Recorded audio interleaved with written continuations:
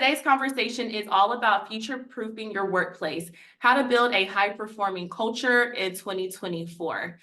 So here at Perfeqta, our team has been having a lot of conversations around what does it actually look like to create productive, emotionally or psychologically safe workplaces, and how can we talk about this in a way where it's not DEI this, DEI that, right? At the end of the day, what we should be focused on is building a high-performing culture. We're going to give you some examples of what that actually looks like, how your companies can commit to this.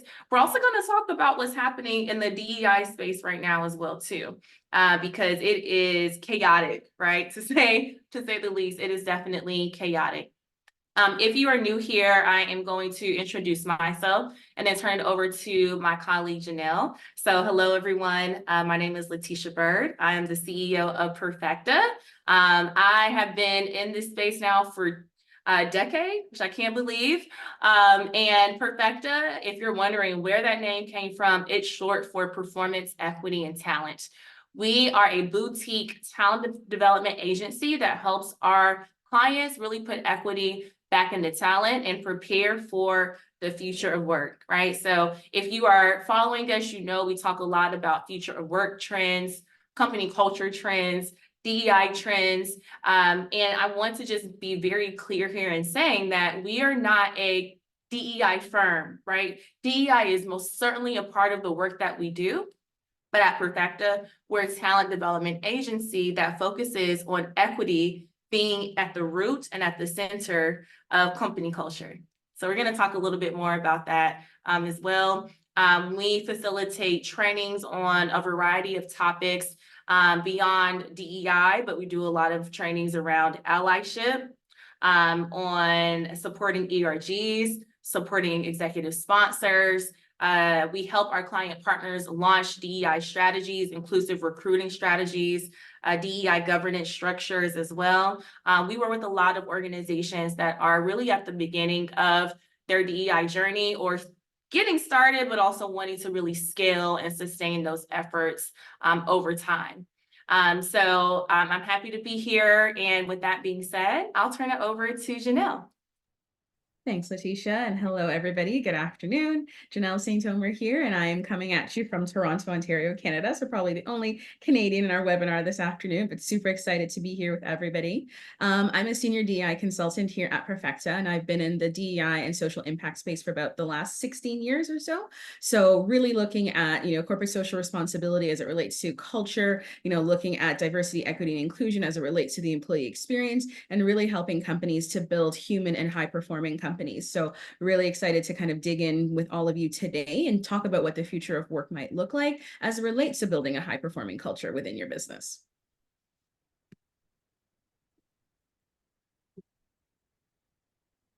So as I'm sure we have all seen since the beginning of 2024, we've seen an increase in reports of employee burnout, high incidence of employee disengagement. And according to Gallup, the latest workplace report, employee stress is also at an all-time high. And what we know is that the majority of workers around the world are in some form or fashion quiet quitting. So, of course, these factors impact organizational culture as a whole. And we know generally that if employees don't feel like they have a connection to the company, they don't feel like they can do their best work, they don't feel like they have that sense of belonging, then the impact is they're not doing that work. And that, of course, impacts your company bottom line and, of course, your company culture. So at Perfeqta, as Latesha said, we're all about helping companies really think about how best they can build high-performing cultures by putting equity right at the center of their talent management strategies. And this generally requires companies to think about how they can embed DEI and equitable practices into all of their workplace policies, their structures, their processes, and all of their talent programs, even kind of redefining how they measure employee performance. So today, what we're going to cover is, how you can actually build strategies for a high-performing culture in 2024, how to embed DEI into your workplace policies, and then, of course, how you can measure performance beyond your typical output metrics.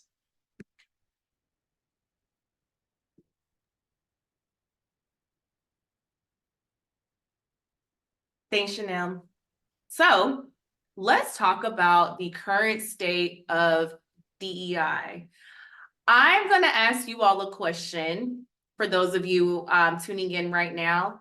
Drop one word in the chat that represents how you all are feeling about the current state of DEI.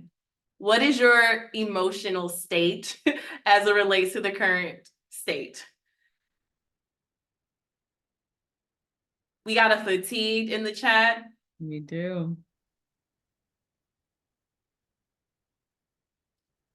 What else? Excluded.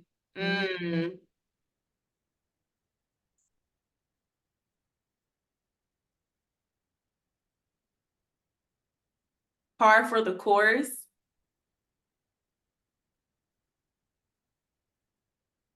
Dissonance. That's a good word. Feels like a buzzword, right? It's almost like DEI now is becoming a bad word. Like, ooh, we can't say it. We can't talk about it. If we talk about it, we're offending someone. And like I said, even at Perfecta, we're having a lot of conversations around what is the actual, like, real conversation we need to be having. Just so you can all can see here on this slide, these are a couple of the things, I don't even say couple, one of the million things that are being posted right now that are happening where you're seeing so many leaders being, essentially let go, right, or pushed out of their roles for speaking out and about DEI. You're seeing these millionaires like Elon Musk, Bill Ackman saying that DEI must die, right? DEI is, driving us apart. It is becoming an extremely polarizing topic to the point where DEI leaders or anyone that is effectively leading this change at their organization is becoming burnt out, is concerned on, should I even be saying DEI? And really wondering, what does the future hold for this industry, right? If it is becoming that thing that everyone gets really guarded about, defensive about, how are we actually going to make change? Where are the allies at? Can the allies stand up? Or are they also becoming afraid to say anything, right? And so there is, I know the mention of exclusion in the chat is happening, that fatigue is happening, right? And so I just want to bring really some truth and awareness to, if you are feeling conflicted, confused, concerned, I don't know, all the C words are coming to me right now. I want you to know that your feelings are extremely valid. It is the wild, wild west out here. Janelle, is there anything you want to say here? No, I think echo everything that you just said. I think everybody's feelings, definitely are valid. It's such an interesting time because, obviously we've seen over the last several years, a lot of companies make very, very bold statements as it relates to, how they were going to show up for DEI and what they were going to do within the context of their workplace. And now we're seeing companies kind of shy away from all of that. And to your point, it's becoming very polarizing. But I think the thing that I often think about in this whole conversation is, what this really comes down to. And what it comes down to within the workplace is that every employee has the opportunity to succeed, to thrive, to feel like they belong, and to do their best work, and to, be promoted and have benefits and dollars that support all of that. So I feel like the world now is getting so caught up in the terminology that they're almost forgetting the essence of what it was originally intended to do. And I hope that we can kind of bring it all back, Absolutely. With that being said, I have another question for you all in the chat, which is, are you all still moving forward with your DEI efforts? Are you all kind of at a pause right now? Where are you all at with DEI right now in your company? If you don't want to share it with everyone, you can send it to host or panelists directly, but I think it is, good for us to just talk about this in this group today. There's more resistance from leadership. We got a yes, still moving through, full in. I love to see it. I love to see it. And, I have my clients, I have just other HR C-suite leaders that will come to me and ask me, like, is this something companies are still committed to? And there are companies that are either all the way in, really, or they're not. They're using this time as a reason to say, hey, you know what? We're just going to take a step back now. And, even if you joined our previous webinars, we always talk about really just how much investment, time, energy, learning, really goes into evolving DEI at an organization. Because it's not just we launched one initiative, we launched one program, and then we're like, hey, that's it, we're done. It really has to be an intentional way that it is designed. You're always having to go back and make sure that the employees are feeling safe and secure, taken care of, supported, that no matter their identities, that they feel like they belong at the company. And that's not something that can be done in a quarter, right? And so it is my hope, right? And I'm still very optimistic about this space, because this is also proving why this work is important, right? These very conversations that are happening are proving why it's significant for us to really push the gas even more. All right. I think me and Janelle are both very passionate about this. We talk about this all the time, so we may go on some tangents. I know I might. All right, Janelle, I'll turn it back over to you. Thanks, Latesha. Yes, we are definitely very passionate. But I think, it can't be understated the impact of DEI in the workplace, from 2024 and beyond to everything that we've seen over the last several years.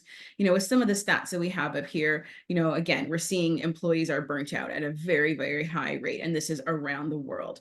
91% of workers are saying that, they've experienced discrimination in the workplace, and still 50% have experienced discrimination that's based on age and based on race. In 2024, these things are still happening. We know that an investment in DEI leads generally to higher engagement, retention, motivation, satisfaction. But we also see that 85% of organizations are saying that they can do a better job of actually measuring equity. So I think that these are some of the interesting stats that we continue to see. What we know is that when DEI is embedded into the employee life cycle and company culture, companies will always see a difference in the employee output.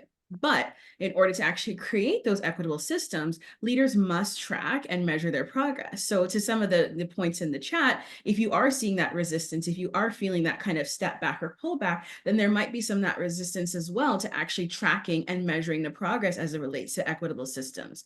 We have a DEI quiz here at Perfeqta, and according to our quiz results, this is actually the most common area where companies are lacking their structure. It's around governance and it's around data. So what we want to talk about today is how to actually embed DEI into all of the talent programs and how to actually put some metrics and accountability to that as well. Because of course, if you don't measure it, you don't track it, then you don't know where you are as a baseline. And of course, you won't know where you're going. And I think this is one of the areas, if you kind of take away that DEI label and really just talk about how data is generally used within companies, that companies generally make data-driven decisions. So all this work around equity should be no different. So we're going to talk a little bit more about that. Back to you, Latesha.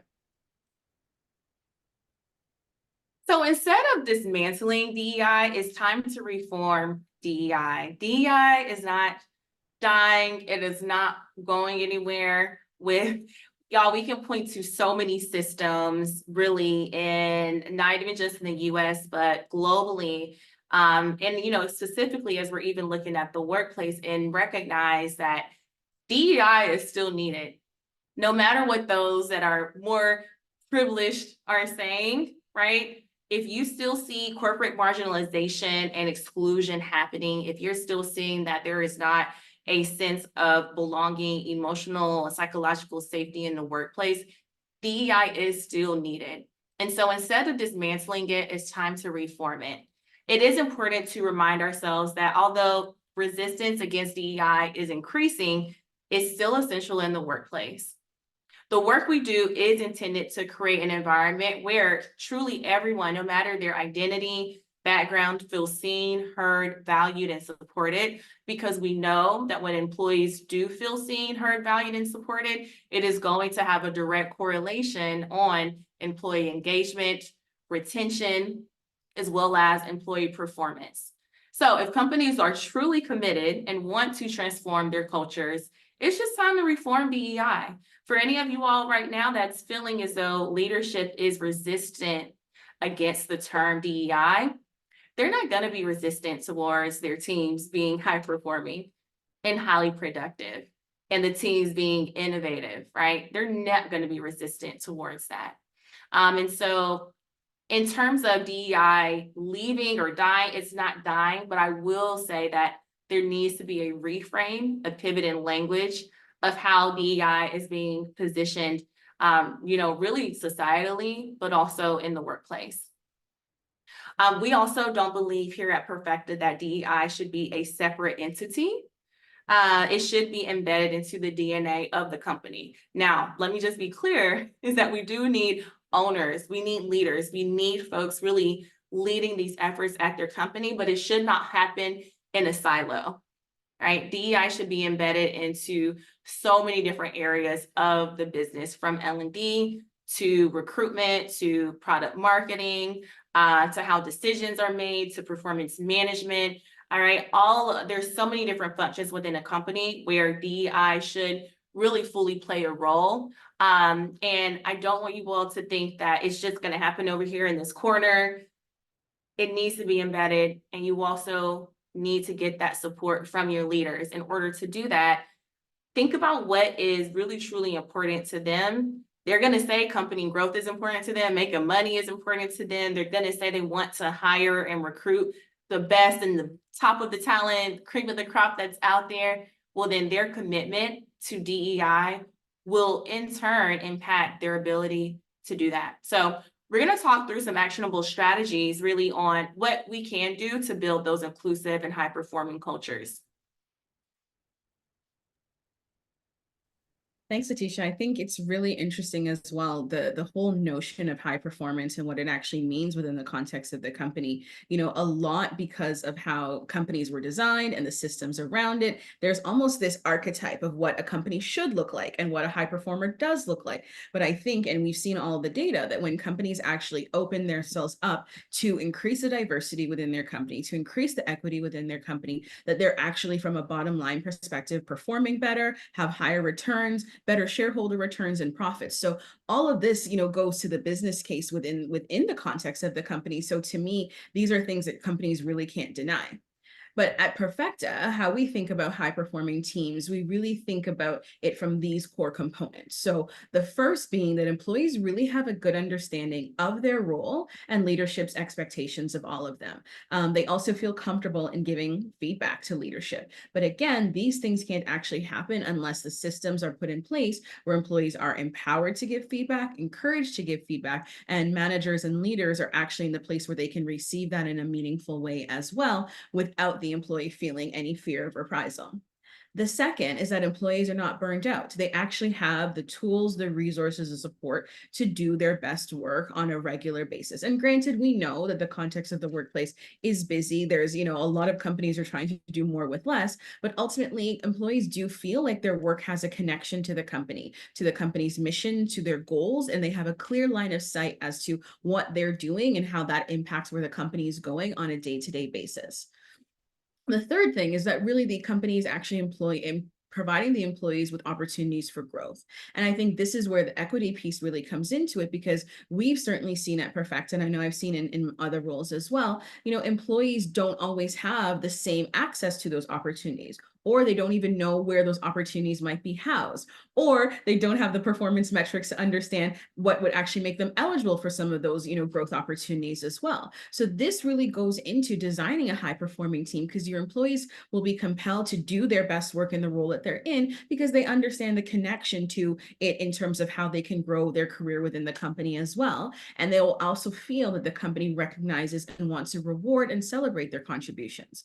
But I think the thing that underpins all of this, and it's, last but certainly not least, is really creating that psychological safety within companies. And Latesha and I often talk about this. To me, so many companies are focused on health and safety within the workplace. So they have a view towards health already. They have a view towards safety already, but they're not actually making that connection between physical safety and psychological safety. So psychological safety really being where employees feel comfortable challenging the company culture, challenging challenging the norms, voicing their concerns and offering innovative solutions without fear of judgment. So if a company's focus on safety in one aspect, they really need to be focused on safety in other aspects. So that might be a nugget that you all take, away from this webinar today, is to have that conversation internally. Understand if there are policies and practices around safety in the workplace from a physical standpoint, an employee's psychological safety and what they might be faced with on a day-to-day basis. And, with all the mental health awareness that so many companies are talking about in the workplace,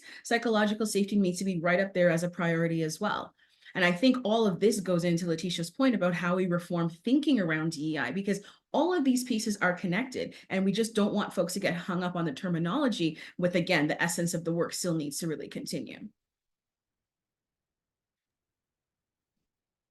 Love that. Love that. So let's talk further about how to embed DEI. And again, what we're hoping to do is to talk about DEI without focusing on DEI only, right? And so what I'm hoping to do right now is to give you all just some ways to reframe and think about DEI into integrating it into what you all are already doing, so that it doesn't feel like just another additional thing you have to do. You want to see this as a growth opportunity or a gap fulfilling opportunity, right? So most companies are going through recruiting or onboarding, right? I also understand that many organizations are going through, your organization may have gone through a layoff, may currently be doing a hiring freeze or going through one. That's not going to be forever, right? And so this is a good time, no matter if you're ramping up hiring or if you have completely scaled back, to take a look at your recruiting processes, your onboarding processes, really that full employee life cycle, which is essentially kind of what you're seeing here on this slide, and think about ways to make it more inclusive and equitable. So let's first talk about recruiting and onboarding. Take a look at your job descriptions. Are you using inclusive language? Are you integrating the company's values into the job descriptions, really into the hiring process itself, to make sure that when you are attracting or recruiting great talent, that they can really feel a sense of that company culture really before day one.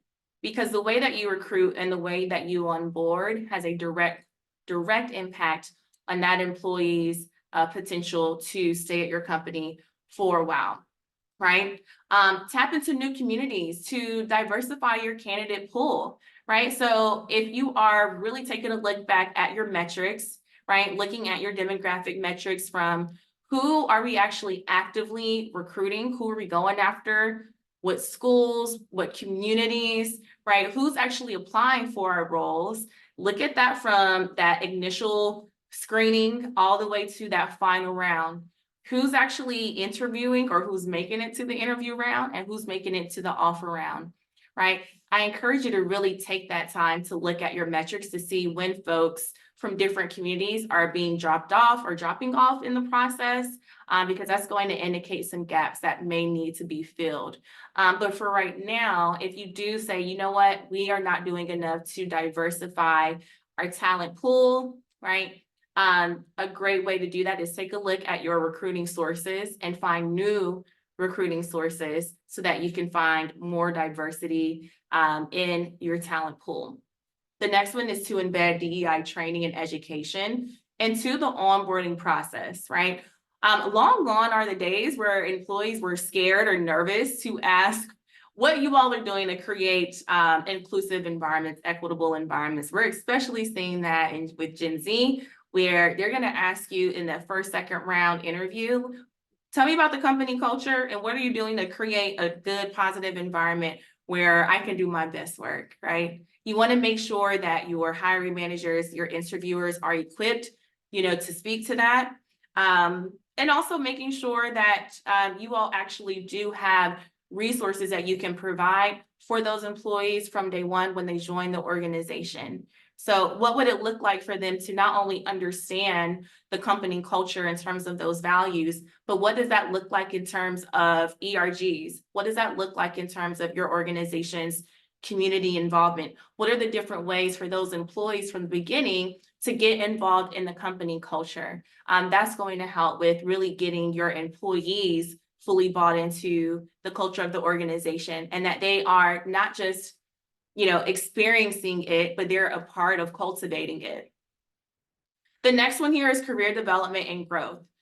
So promoting employee visibility and development by creating mentorship and sponsorship programs. Something that we often see is representation at the top from people from historically excluded groups it's getting lower and lower. The more you go up the organization, the less diversity you see, right? A lot of that has to do with the fact that companies should be creating true paths of growth, development, and opportunities for individuals from all backgrounds to have the same access to social capital, to build influence, mentorship, and having those structured formal programs that most certainly will help in terms of increasing the way that you develop your employees, and also will increase your representation and diversity at the top. Providing career coaching to employees at all levels is especially important. You may have employees that are having to navigate being the only one within their team or at the workplace, and really need some extra support in navigating that. A lot of times at Perfeqta, we'll come in and do leadership trainings because employees are getting promoted to manage teams that they actually don't have true leadership training. They don't know what it actually means to create an inclusive and safe environment for their teams. And they're wondering why my teams are not performing well. That's because they don't feel supported. They don't feel invested in. They don't feel included. So train your leaders on that, provide coaching to them. And also workload management is just very important to prevent team burnout, right? In the last slide, Janelle spoke to how high employee burnout is right now. So I encourage you all, if you are leading people or managing folks, or let's say that you are thinking about training opportunities for leaders at your team, is to provide them with some tools and resources on how to manage their performance by asking, what is your level of, capacity here? Where are you allocating your time? Are you feeling burnt out? What could support look like? Just opening up those lines of communication and letting those employees know that they have support, that really goes a long way. And you won't really truly know until you ask. There are many employees that are really kind of drowning right now, but they don't feel comfortable really speaking up. And so this is where those managers can really be pushed and supported on how to make sure they know how to support others. The last one here on the list is employee experience. So I already mentioned ERGs, employee resource groups. Building employee resource groups at Perfeqta. We work with a lot of organizations that are on the journey of launching ERGs, or maybe they had some ERGs in the past that really didn't have that true kind of sustainability efforts in place. So we do provide a lot of support to ERGs, and we see just how much ERGs provide a sense of belonging and community for folks who feel like they don't truly have it at their organizations. So if your company does not have ERGs, this is a great way to, great time to invest in those ERGs, to develop your ERG leaders, and also put some infrastructure in place in your organization that will really upstand those ERGs for quite some time. The next one is looking at your employee well-being programs, wellness weeks, mental health days, supporting their mental health, right? Mental health is a huge topic that is becoming a more talked about topic in the DEI space, because we're seeing that if someone does not feel as though they have that emotional safety, they don't have that support, they're burnt out, that does impact mental health, and vice versa at the same time. And so if your organization can take a look at what you all are providing to employees, think about that. Think about how you can support them, right? The next one here is establishing a recognition and rewards program that does celebrate team members' contributions to the company's success. We have done a lot of research as well as our own studies on what does it take for employees to feel supported. The number one reason is always managers, and then the second one is always, I want to make sure that I feel celebrated and rewarded for the work that I'm putting in. It doesn't always have to be a $10,000 bonus, right? I mean, that would be nice, but it could be a shout out, a public shout out, right?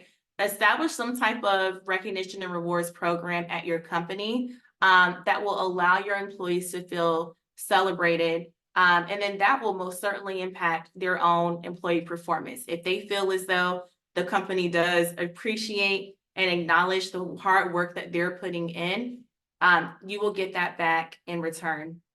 Janelle, is there anything you want to add here on this slide? Yeah, a couple of things. I think one, to the point about data and measurement, all of these three different areas are things that can easily be measured. So, looking at your inclusive job descriptions, looking at how the diversity that exists within a candidate pool, those are all metrics that you can actually set as it relates to high performing cultures. I would also say that from the employee experience perspective, as it relates to ERGs can actually support each of these three areas as well. So what I've seen is that when you have really, really strong and robust ERGs and even, very dedicated and responsive executive sponsors and inclusive leaders, that involvement, that sort of existence of those ERGs can then inform how things can be done from a recruiting and onboarding perspective within their specific community. It helps a company to tap into, new communities, even helps leaders, because oftentimes leaders will recruit from their networks. So it even helps leaders to think about how to diversify their own networks. And you can have those honest one-on-one conversations with executive sponsors around where some of the gaps actually exist. So ERGs, I would say, are really, really critical to being able to drive each one of these three areas. Mm-hmm.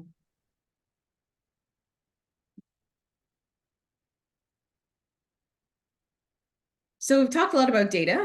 As you can tell, I really like data, particularly in this area and in this work. I think it is really, really important to really think about not only where you are, but then where you're going to go. And as we know, companies make data-driven decisions every single day in a whole bunch of different areas. So as it relates to their sales or their marketing metrics, their communications, their employee retention, there's data surrounding everything that a company does. And really, as it relates to workplace equity, this area should be no different. So we know that when you actually create equity in the workplace, it benefits everyone. And this should be backed up by both qualitative and quantitative data. And what we've actually seen, so I would encourage you all to think about, is that sometimes companies will have a little bit as it relates to some of their quantitative data, but they're lacking on their qualitative, or vice versa. And I think the sweet spot really is where you have the mix of both, because it's easy to have the data, but then you need to understand the story that the data tells. And that's where having things like focus groups or informational interviews, or even having, just a place where employees can actually verbalize some of their feedback, or even comment in employee engagement surveys and such, really allows you to understand the narrative that surrounds the story that the data is actually telling. So think about the demographic data for your employees and your candidate selection. Look at things like the offer acceptance rates and the pay equity data as well. A pay equity audit is not an easy task to do across an organization, but certainly something that we highly recommend that any company who professes to, be talking about wanting a high performing culture or an equitable culture really takes the time to do that assessment. And they're not just doing it across sort of gender, but looking across geography, looking across race and ethnicity, looking across age, looking across sort of all sort of dimensions as it relates to jobs. And then even thinking about implementing, if they don't already have it, implementing bands within. So again, employees can actually understand where they are, where they fit within the band, and where they can actually move up, well, not down, but up within the band as well. So that comes to some of the transparency that's often required in some of these data conversations as well. So thinking about employee surveys, as we've talked about, is really, really key. And what we've seen is that there's almost a couple of different ways to do surveys. So if you have your general employee engagement survey that happens on an annual basis, you can incorporate some specific questions around inclusion and equity and belonging. And then what we've seen with a lot of companies who are really leading in their DEI work, as it relates to creating these high performing cultures, they might do an annual inclusion survey specifically so they can really drill down on some of the results and some of the questions from the employee engagement survey as well. So certainly encouraging you to do that. Also looking at your promotion and advancement rates. So not only how it happens, but who it happens with, and then who stays in those roles or who then turns over in those roles. Because that's some of the, again, additional data that companies are currently not really capturing. It's all well and good to say we've attracted, a certain demographic to our organization, but how long are they staying? It's all well and good to say we have promoted a certain demographic within our organization. How long are they staying in that role? Do they actually feel like they have the supports in that role? Are they the only in that role? And then what are sort of the wraparound services that the company is building, to continue to ensure their success? So thinking about all of these different elements really helps companies to gather and analyze, how they're making their equitable workplace decisions. And then of course, once you have this data and employees actually feel a sense of confidence in the data that you're gathering, this helps to have employees generally feel that sense of fairness, which contributes to psychological safety because they understand the processes, the structure, the policies as it relates to these hiring and promotions and other workplace decisions. And also, it enables the company to be able to stand up in front of those employees with integrity and be able to say transparently, we know that where we are is an okay place for us to be. Maybe we still have room to grow, but we do have these policies, procedures, practices, structural elements in place that we can stand behind confidently to say we might not be exactly where we want to be, but we at least have the pathway to get there. So this we know are the most equitable practices around our attraction and advancement and retention policies within the workplace. So, it's both from the employee understanding and confidence and also the company understanding and confidence as well. Anything you'd add, Latesha? I think what you just did is you really kind of split it into two groups, because what I often find, and I'm sure you do as well, is when we're talking to our clients that are leading, HRDI talent development, it's always that balance of meeting leadership's needs and also kind of balancing the employees' needs. And so I just love how you really kind of broke it down from employer leader confidence and also that employee confidence. So where do we go from here? We're going to shift into our Q&A. And so I do have some questions that I'm going to be asking Janelle here. And I want you all to either use, if you can, the Q&A function here in Zoom. If you scroll to your toolbox, there's a Q&A bar, or there's a whole little bar. That Q&A, drop your questions in there. We're going to save the last 10 minutes for our Q&A. But as we close out this particular part of the webinar, I want to make sure we leave you all with some tips on where do we go from here, right? So we talked a lot about how you can really embed equity or DEI without saying the word, right? And so I'm hoping that you all have some great notes there. A couple of things I just want to kind of really drive home here is Janelle already went through with you all those metrics, data to look at. Establishing accountability measures. You really can't hold yourself accountable and track things that you don't measure. How are you going to track, performance? How are you going to track growth over time? How are you going to attract your, evolving, growth if you aren't actually measuring that and thinking about what success looks like? If you're not having conversations within your team on what success looks like, or redefining success, if y'all have not had this conversation in 2024, I encourage you to do that as soon as possible. And also make sure that you are holding yourselves accountable, and holding those others that need to be fully bought in and invested accountable as well. The next one here is investing in education. And so everyone should be clear at your organization on how you all are defining DEI, providing company-wide trainings. I know that we've come in and we've done fireside chats with our clients of CEOs, but making sure you are actually having conversations around what does an inclusive environment, what is an equitable workplace at our organization, what does that look like, and how are we committed to going along this journey? Make sure you're having those conversations. And as Janelle was mentioning just a few minutes ago, getting that employee confidence is key. And the way you get that is by having these conversations, and I'm jumping into the next point here, establishing those feedback loops as well too, right? You won't really know employees' stance on things. You won't know leadership stance on things unless you're talking about it. And too often times we avoid the conversations because, we're afraid of there being conflict. But through conflict, through hard conversations is really where that progress comes in. I do want to just say here, partner with an external agency or consultancy. Of course, here at Perfeqta, we're taking on new clients for Q2. Whether it's us or another organization, it is so important to get support and help in areas that either A, you don't have the time for, or two, you're not even sure where to start. And so finding an organization that can really help you understand and measure your current state can help you really envision, define that ideal state, and then build that action plan, those strategies, and really kind of guide and coach you and advise you through the work that needs to happen to get you to where you want to go. It's going to save you a lot of time and a lot of energy. Oftentimes when our clients come to us at Perfeqta, it is because they're being tasked to do something that is not a part of their job. It's simply not. They don't have the bandwidth, they don't have the capacity, and they also just need support. Because it's like, where do you start if you've never done this work before? So having an external partner to really kind of handhold you through the process will make such a huge difference.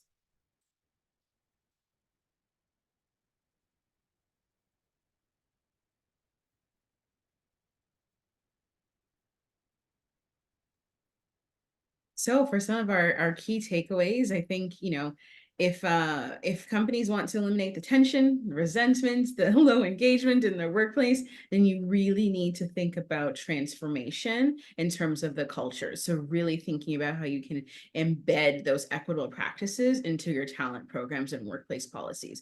And what I would say to everybody on the call who are currently practitioners is find your allies within your company. Find allies from the leadership perspective, at your peer level. You can socialize ideas before you're kind of, doing formal presentations and all of that, because I feel like when stuff kind of gets germinated throughout the company a little bit, it makes it that much easier when you're trying to actually build change. And I mean, the reality to all of this work is that we are bringing people along a change curve within a company, and that is never easy. So if you think about all of the steps towards that change curve, you need to bring people along at all levels within the business to help them best understand how this matters to all and how it serves to benefit all.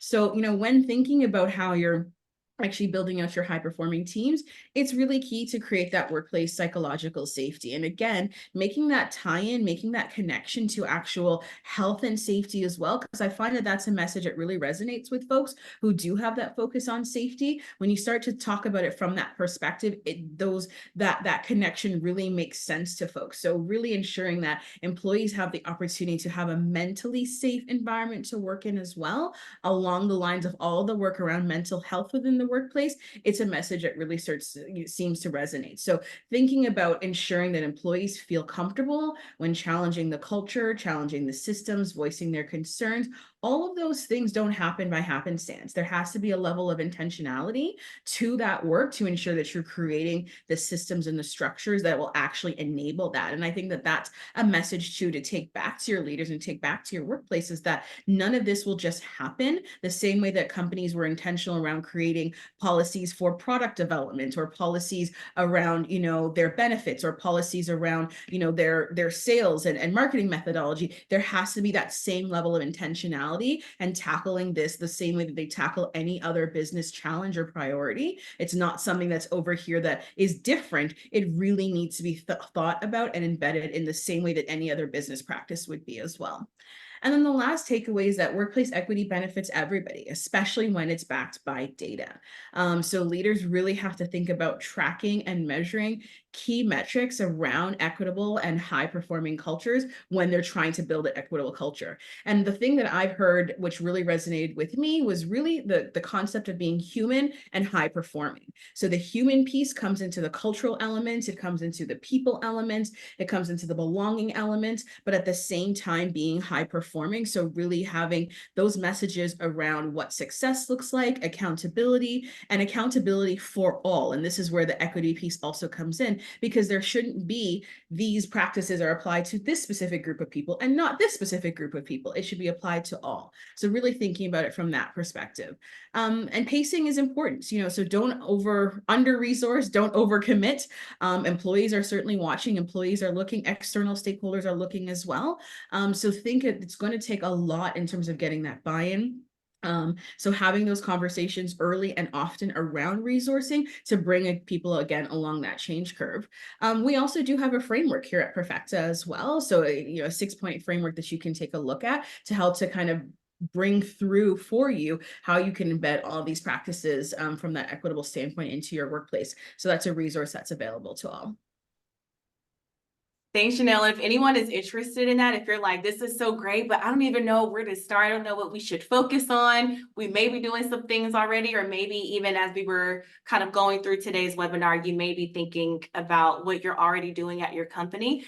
If you really want to see this grounded and rooted in our framework, please reach out to us, connect with me on LinkedIn. Please connect with Janelle on LinkedIn as well. We can drop our LinkedIn here in the chat. We do have 2 resources that I want to share. Take our free DEI quiz. It will take you less than 10 minutes. If you're just wondering how you can get a baseline assessment of where you are, what your company has in place, we do have a quiz that is based on our framework. I encourage you all to take it. Has anyone here in the chat already taken our quiz? And we've had over 100 folks take it from all types of companies. So if you have not taken it, take the quiz. Pam said yes, highly recommended. Hey, Pam. I will drop that link in the chat in just a second, y'all. And so we encourage you to take it and then take it with other folks on your team, folks in leadership, and actually have a conversation on, well, what'd you get? Well, this is what I got. And it will really open up a conversation that probably is long overdue and needed. We also have a white paper that we dropped earlier this year that really talks about reimagining the future of work. So I'll drop links to both of those things in the chat. And this is our stance at Perfeqta on DEI, future of work. Like I said, it ain't going nowhere. We ain't going nowhere at Perfeqta, okay?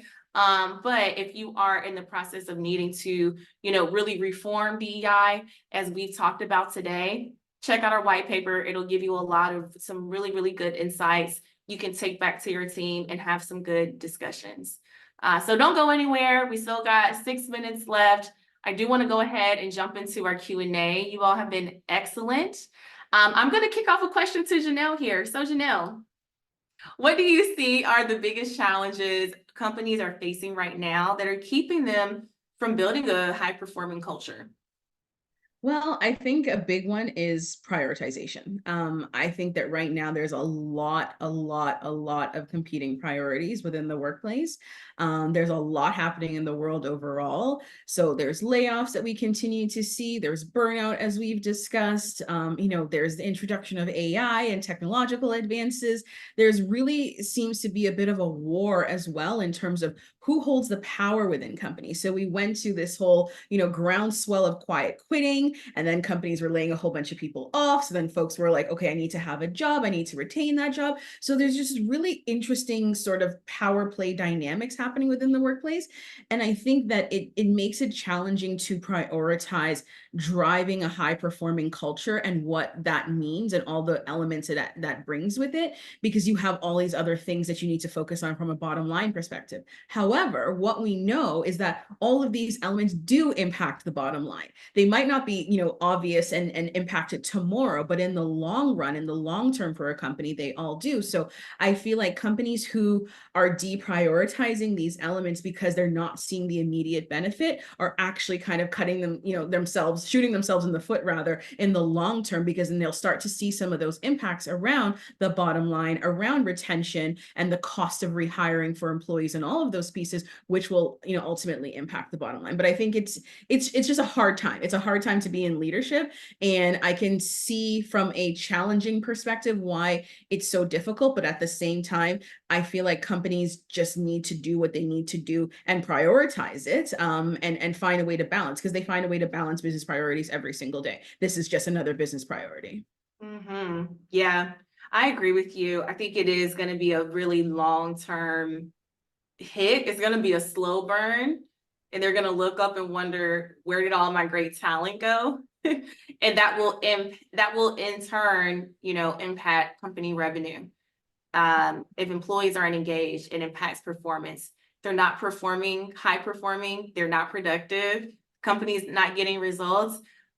So companies are going to feel the resistance, maybe not right now, right? But a year from now, a couple of years from now, trust me, they will feel it, and they're going to feel it hard. Right. So I want to ask you, along that line of the resistance piece, how can companies continue to build an inclusive and equitable culture with all of the resistance that's happening? Well, I think companies are used to being bold as it relates to different business strategies, right? We've seen companies go bold on climate. We've seen companies go bold on, technology revolutions. We've seen, companies go bold in global expansion and, social license to operate. Companies go bold all the time on different things. So I feel like this, again, is no exception. Yes, it's difficult. Yes, there's a very sort of polarized climate and a lot of discussions around it, but companies hold a lot of power at many, many levels within government, within the context of communities. And, if you think of who makes up a company, they're all made up of employees, really and truly. So I do feel like it's just the time to continue to go bold. You talked about Elon Musk and Bill Ackman, but I've, seen that Mark Cuban has talked about companies of the future who really want to think about success. They need to be thinking about DEI. So he's encouraging CEOs to double down on it. Yeah. So I do feel like those leaders who have been bold and, have innovation at the core of their business, this should be a part of all of that, like standing out from the crowd around creating the workplace of the future that is human and high performing and has equitable practices built in. Those are the companies that are going to succeed in the future. And I feel like that boldness, that innovation is really what needs to be at the center of it. And I think that ultimately, we've seen where companies have pulled back, like with the University of Florida, there were protests around, the scrapping of the DEI team. So the people talking, and to your point, they might not see it right now in terms of what the impact is if they don't listen to the people, but they will see it. So I think that that's ultimately what I would say is just, thinking of this again as a strategic business imperative, like any other business imperative, and tackling it in that way and using the power that you have in society to talk to all levels of government around some of these pieces, because it's all well and good to, for states to be doing bans and all of those things. But we all know, I mean, we don't talk about it enough. We all know that companies wield power as it relates to politics. Use that power for good, because it's going to impact your companies in the future. I don't even think I need to respond. I don't even think I think we should end it on that note. I'm so glad you talked about Mark Cuban, y'all, because Mark Cuban is standing on business, okay? And we need to see other folks that have as much power and privilege going up against another person who has that power and privilege. Like when we think about allyship, like, I love what Mark Cuban is talking about and how he's challenging them. With that being said, we are at time. Janelle, if there's like one last thing you want to leave everyone with today, what would it be? I know that it's hard and I know that it's tiring, but the work that we're doing matters. It's critical to people. It's critical to companies. It's critical to our world. So stay the course. We have a network of support around us globally. And if we all support one another and continue to mobilize and galvanize, we'll get this work done. There you have it, folks. And that is the end of our first webinar of the year. Janelle, thank you so much. I hope that this encourage you all. I hope that this motivated you all to keep going and not give up. Please reach out to us on LinkedIn at any time. Let us know what your companies are working on. Perfeqta is here to support. Like I said, just one more shameless plug. We are taking new clients on Q2. So we'd love to hear from you, and let's just have a conversation. Let's talk through some of the challenges you may be experiencing, and whether it's a free resource, we just want to support you all. With that being said, have a great rest of your day. Have a great week. Tomorrow, no, I think it's next week. Next week is spring, so get out, enjoy the sunshine if you can. And thanks everyone. Thank you so much, Janelle. Thanks, Latesha. Thanks, everyone. Take care.